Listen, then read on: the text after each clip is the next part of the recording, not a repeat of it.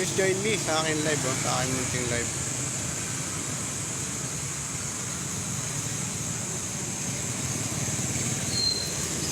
Ganito ba? Okay.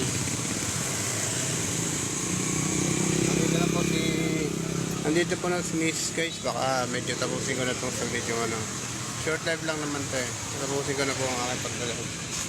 May bibili lang po. Dito po. Napakaganda po ng lugar na ito. Lalo na po kayo nagsusundo. Ito lagi po ako nagpapahinga sa mga puno na to. Ito mga puno po, mahangin po talaga rito. Natignan nyo naman po ang lalaki ng puno na yan guys. Tignan nyo po. Hanggang dulo po yan dun.